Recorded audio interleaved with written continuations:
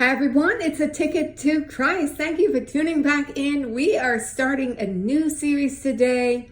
We're talking about bringing people to Jesus, bringing our trouble to Jesus, bringing our situations to Jesus, bringing our health, jobs, whatever your problem is, bringing it directly to Jesus Christ. And we're looking at Mark chapter 9. We're reading a little bit of this. We're not reading the whole thing because the focus is about bringing people to Jesus. So we're picking up from verse 14. It says, "And when he came to his disciples, he saw a great multitude about them, and the scribes questioning with them. And straightway all the people, when they beheld him, were greatly amazed, and running to him, saluted him. And he asked the scribes, What question ye with them? And one of the multitude answered and said, Master, I have brought unto thee my son, which hath a dumb spirit. And wheresoever he taketh him, he teareth him, and he foameth, and gnasheth with his teeth, and pineth away. And I spake to thy disciples that they should cast him out, and they could not. He answered him and said, O faithless generation, how long shall I be with you? How long shall I suffer you? Bring him unto me. And they brought him unto him. And when he saw him, straightway the spirit tear him, and he fell on the ground and wallowed foaming. And he asked his father, How long is it ago since this came unto him? And he said, Of a child. And oft times it hath cast him into the fire and into the waters to destroy him. But if thou canst do anything, have compassion on us and help us. Jesus said unto him, If thou canst believe, all things are possible to him that believeth. Okay, so what is jumping out at you? What are you seeing? What are you hearing? This one is especially, impacting and meaningful to me because it's zeroing in on two core things, which is one, bring him unto me in verse 19, the last sentence.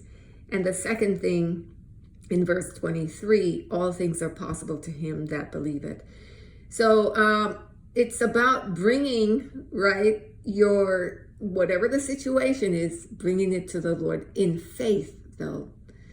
He says, all things are possible to them who believeth.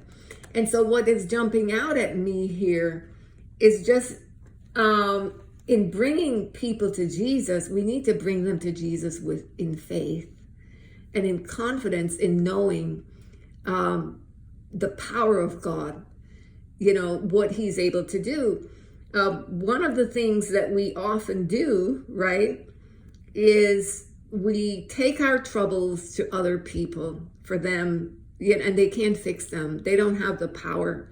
Or we use this language, all I can do is pray, Or the same language of this man who said, if you can do anything, The man said, when Jesus asked him certain questions about his son in verse 22, the man said, But if thou canst do anything, have compassion on us and help us. And a lot of times that's how we come praying to God. If you can do anything, God, Lord, you are my only hope. You're my last hope, because there isn't an understanding of the power of God. And that comes through revelation of his character. It comes through really fixing your eyes on Jesus, the author and perfecter of our faith. We need to focus on the Lord, on his power of what he's able to do, looking at his word, that he walked on water, that God parted the Red Sea. Jesus raised the dead to life. He opened the eyes of the blind, the deaf and dumb, the deaf and dumb, cast out demons, Turned water into wine, fed the multitude. There is nothing he cannot do, There is nothing.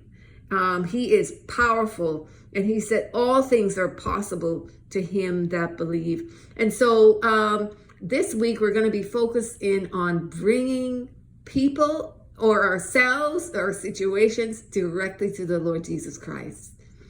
bringing it. They're not too big for the Lord, and it's not coming with an attitude of, Lord, you're my only hope. You're the last straw. You're my one thing, It's coming and saying, Lord, you are the answer. You're the only answer. I know you can do this. You're a powerful Father. With you, all things are possible, God, in Jesus. That type of attitude, that type of heart, that type of mindset. There was a situation I had, I think it was last week, whereby a family member was in such bad shape. I was there praying, and then the Lord reminded me about the centurion who brought his servant to Jesus. He didn't bring his daughter, he didn't bring his mother, his wife. It wasn't anybody directly in his family. It was his servant. And Jesus healed the servant with a word. The centurion himself didn't even come with the servant. He sent friends. He sent a delegation to Jesus because he didn't feel worthy to approach the Lord. And the Lord marveled at his faith. He says, I've never seen such faith in Israel. And here you have this centurion with that level of faith that he said, Jesus, you just have to command it, and I know it's done. And so I think that in bringing people to Jesus, in bringing even ourselves to Jesus, our whatever the situation or scenario is that you're facing, bring it before him, talk it through with him, lay it out. Say, Lord, I believe you. Pray through it. Find scriptures that reflect that scenario, and pray through it with what the Lord has done in his word and what he's able to do. For some of them, you might have to go into the Old Testament looking, because God is the same God yesterday, today, and forever. He has the same power, same ability. So the whole Bible, look through the whole Bible for whatever your scenario is. Maybe for you today, it's to try to have enough faith to overcome feeling offended. The Bible talks about that in times, a lot of people are going to be offended. And yes, it takes faith to overcome offense, especially when someone is really nasty to you and calls you out of your name, or does something really harmful, betrays you, betrays a trust, or slanders you, or brings a false witness. All these things can be very hurtful, very, very hurtful. So it takes faith as well to overcome the emotions, the emotional state, the trauma of it, the impact of it that it can have on you, on your system, and on your life. But even at that level, I don't think we think about it as a faith thing, in believing that you can trust God to deliver you. You can trust God to protect you, protect your name, protect your reputation, defend you, and heal you, So all of that has to do with faith. So, beloved, I hope that you join me this week as we're bringing different scenarios and situations to Jesus. We're looking at people who did that. We're looking at examples and how God delivered them from impossible places, impossible situations even, and from even some of the mundane things of life, just as I mentioned about being offended, that spirit of offense that can come in.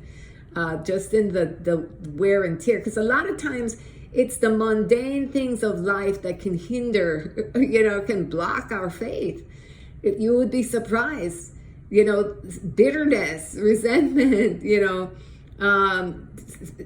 things like what we say, what we believe about ourselves, even the narrative that we carry about ourselves, the internal narrative that we carry about ourselves, the things that have impacted us from childhood that may have formulated a belief system about ourselves and about our lives that we carry that could hinder us in our own faith walk, in our own ability to bring things to Jesus, bring our situations to Jesus, because we have trust issues, right? So not really fully trusting the Lord, reading about what he says, wanting to trust him, wanting to believe him, wanting it and knowing that it's true, but not being able to make that leap. And so you can even bring that to the Lord, telling him that you have been broken, you were broken as a child, There's a lot of trauma in your childhood, and you've developed a false narrative of him, a false narrative of life, due to the challenges that you faced